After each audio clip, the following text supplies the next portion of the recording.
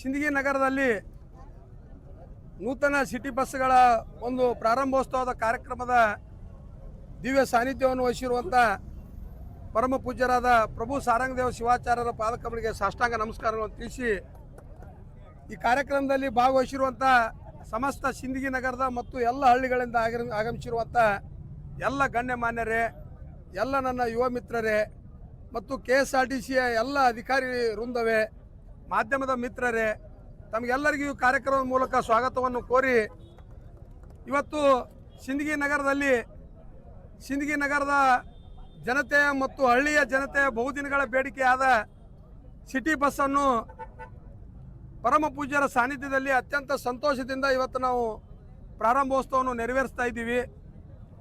ಕಳೆದ ವಾರ ಸನ್ಮಾನ್ಯ ನಮ್ಮ ಸಾರಿಗೆ ಸಚಿವರಾದ ರಾಮಲಿಂಗ ರೆಡ್ಡಿ ಅವರು ಲಿಂಗೈಕ್ಯ ಪರಮ ಪೂಜ್ಯ ಚನ್ನವೀರ ಮಹಾಸ್ವಾಮಿಗಳ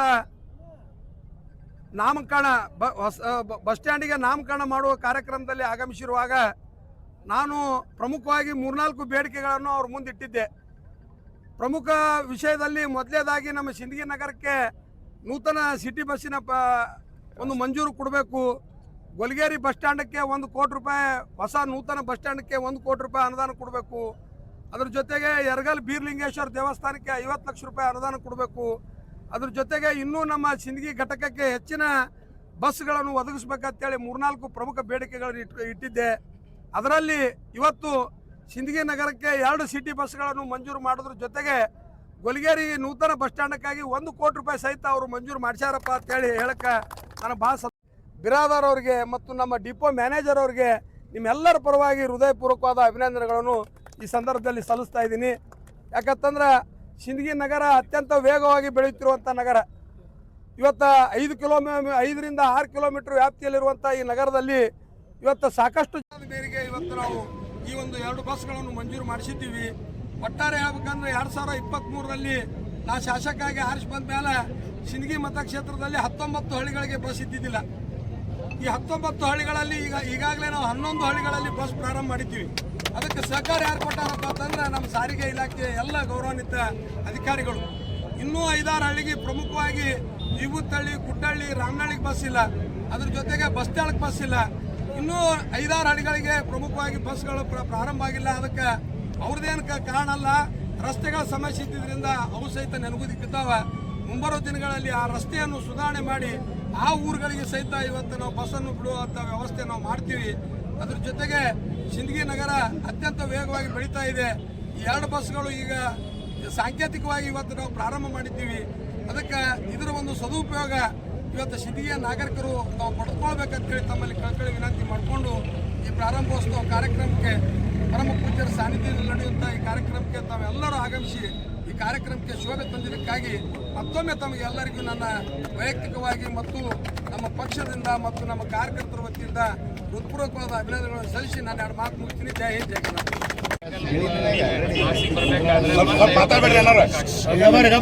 ಆರ್ಥಿಕ ಹೊರೆಯನ್ನು ತಪ್ಪಿಸುವಂತಹ ಕಾರ್ಯ ಬಹಳ ಯೋಚನೆ ಮಾಡಿ ಶಾಸಕರು ಇವತ್ತು ನಮ್ಮ ಊರಿಗೆ ಸಿಟಿ ಬಸ್ಸನ್ನು ಅನುಕೂಲ ಮಾಡಿಕೊಟ್ಟಿದ್ದು ಬಹಳ ನಾವೆಲ್ಲ ಶಿಕ್ಷಣ ಸಂಸ್ಥೆಗಳ ಪರವಾಗಿ ಅವರಿಗೆ ಅಭಿನಂದನೆಗಳನ್ನು ಸಲ್ಲಿಸ್ತೀವಿ. ಜೊತೆಗೆ ಅನೇಕ ವೃದ್ಧರು ಅವರು ಹಾಸ್ಪಿಟ್ಲಿಗೆ ಹೋಗ್ಬೇಕಾರೆ, ಗೌರ್ಮೆಂಟ್ ಹಾಸ್ಪಿಟ್ಲಿಗೆ ಹೋಗ್ಬೇಕಾರೆ, ಮತ್ತು ಈ ಊರೊಳಗೆ ಎಲ್ಲರೂ ಹೋಗ್ಬೇಕಾದ್ರೂ ಆಟೋಗೆ ಹೋಗುತ್ತಾ ಈ ಸಿಟಿ ಬಸ್ಸಿಗೆ ಹೋದ್ರಪ್ಪ ಅಂತಂದ್ರೆ ಆರ್ಥಿಕ ಹೊರೆ ಕಡಿಮೆ ಆಗ್ತದೆ ಅನ್ನುವಂಥ ಯೋಚನೆಯೂ ಮಾಡಿ ಅದಕ್ಕೆಲ್ಲ ಅನುಕೂಲ ಮಾಡಿಕೊಟ್ಟಿದ್ದಾರೆ. ಈ ಸಿಂದಗಿನಾಗ ಇಷ್ಟು ಬೆಳೀತಾ ಇದಲ್ಲ, ಈ ವರ್ಷಕ್ಕೆ ಮುಂದಿನ ವರ್ಷಕ್ಕೆ ಇರೋಂಗಿಲ್ಲ. ಅಷ್ಟು ವೇಗವಾಗಿ ಬೆಳೀತಕ್ಕಂಥ ಊರಿಗೆ ಇವತ್ತು ಪ್ರಾರಂಭದಲ್ಲಿ 2 ಬಸ್ ಮಾಡಿದ್ದಾರೆ. ಇನ್ನೊಂದು 2 ಬಸ್ ಕೊಟ್ರಪ್ಪ ಅಂತಂದ್ರೆ ಓಣಿಗೆ ಎಲ್ಲಿ ರೋಡ್ ದೊಡ್ಡವಿರ್ತಾವೆ ಅಲ್ಲೆಲ್ಲ ಹೋಗಿ ಗ್ರಾಹಕರನ್ನೆಲ್ಲ ಕರ್ಕೊಂಡ್ಬಂದು ಅವರಿಗೆ ಬೇಕಾದಂಥ ಸ್ಥಳಕ್ಕೆ ಬಿಡುವಂಥ ವ್ಯವಸ್ಥೆಯನ್ನು ಮಾಡಿದ್ದು ನಮಗೆಲ್ಲ ಅತ್ಯಂತ ಸಂತೋಷದ ಸಂಗತಿ ಅನ್ನುವಂಥ ಮಾತಂತ ಹೇಳಿ, ಆಮೇಲೆ ಇನ್ನೊಂದು 7 ಹಳ್ಳಿ ಉಳಿದಾವ ಅನ್ನುವಂಥ ಮಾತನ್ನು ಹೇಳಿದ್ರು. ಆ 7 ಹಳ್ಳಿಗೂ ಬಸ್ಸಿನ ಸೌಕರ್ಯ ಮಾಡಿದ್ದಾದ್ರೆ ಇದು ನಮ್ಮ ಸಿಂದಗಿ ಇತಿಹಾಸದಲ್ಲಿ ಅದೊಂದು ಭಾಳ ಮಹತ್ತರ ಕಾರ್ಯ ಆಗ್ತದೆ. ಯಾಕಂದ್ರೆ ಭಾಳ ಜನ ಈಗ ಮೊದಲಿನ ಕಾಲದೊಳಗೆ 10-8 ಕಿಲೋಮೀಟರ್ ಸಹಜವಾಗಿ ನಡೀತಿದ್ರು. ಈಗ ಆ ವ್ಯವಸ್ಥೆ ಆಗಿಲ್ಲ. ಹಾಗಾಗಿ ಈಗಿನ ಜನತೆಗೆ ಅದರ ಅವಶ್ಯಕತೆ ಭಾಳ ಅದ. ಆ ಬಸ್ಗಳ ಪೂರೈಕೆ ಮಾಡಿಸ್ತೀವಿ ಅನ್ನುವಂಥ ಭರವಸೆನೂ ಅವ್ರು ಕೊಟ್ಟಿದ್ದಾರೆ, ಮಾಡ್ತಾರ ಅನ್ನುವಂಥ ಆತ್ಮವಿಶ್ವಾಸ ನಮಗೂ ಅದೇ ಅನ್ನುವಂಥ ಮಾತನ್ನು ಹೇಳಿ ಇನ್ನೂ 10 ಹಲವು ಯೋಜನೆಗಳದಾವೆ.